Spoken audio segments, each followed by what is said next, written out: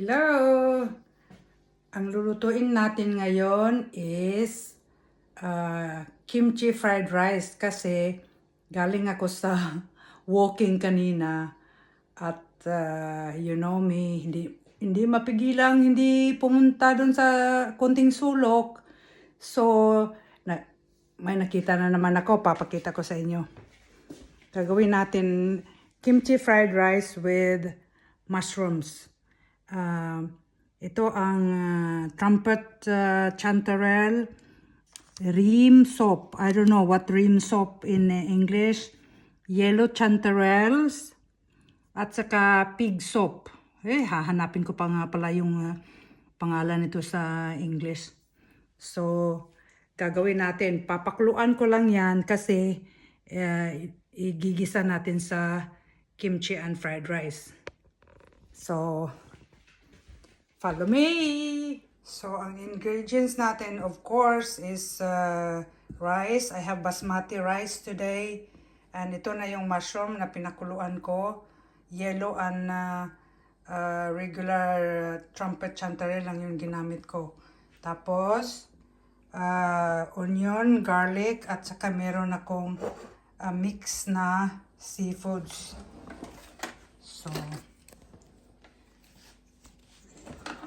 slicein na natin tong kimchi ko.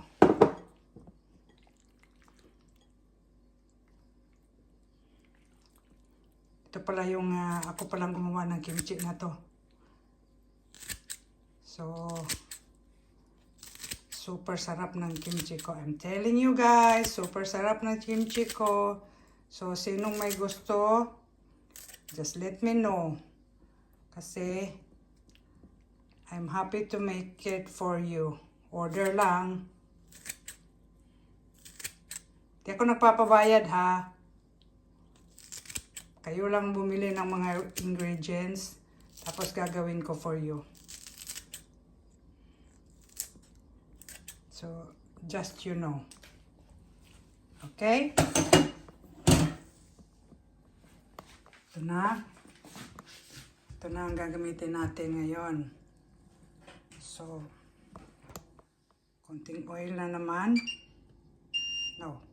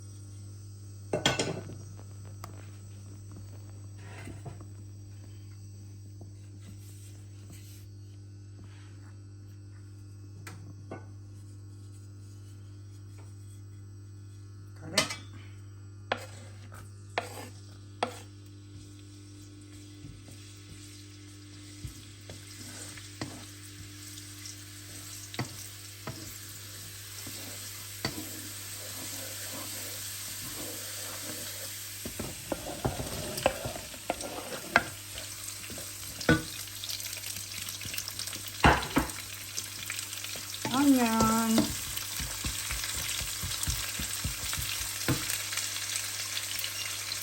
Tapos, next is my kimchi. Lulutuin ko muna yung kimchi.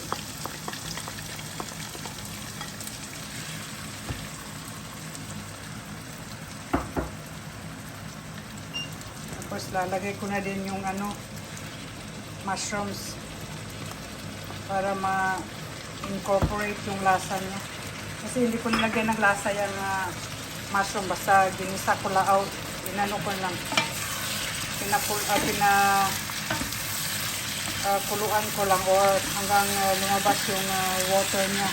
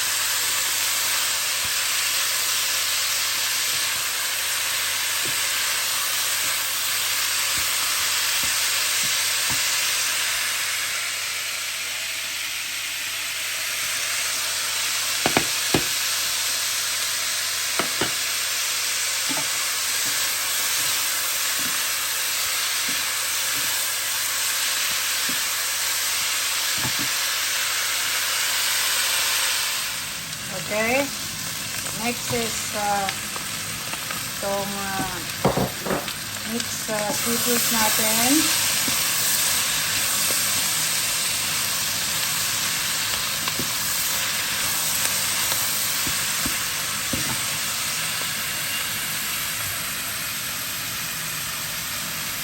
Lagyan ko na rin ng konting tuyo.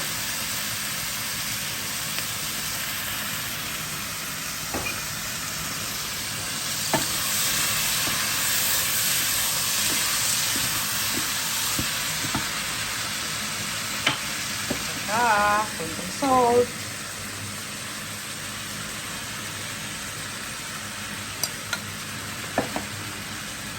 Pepper.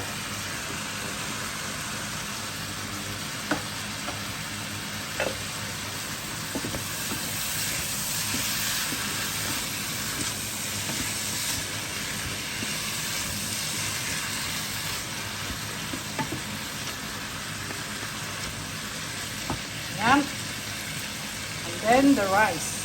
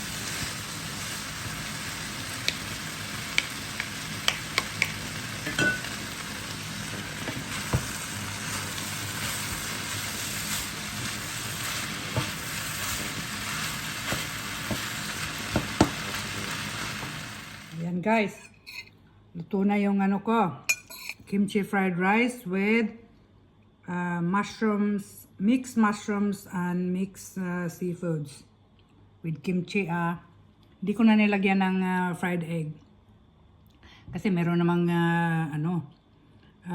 mixed seafoods. Sarap.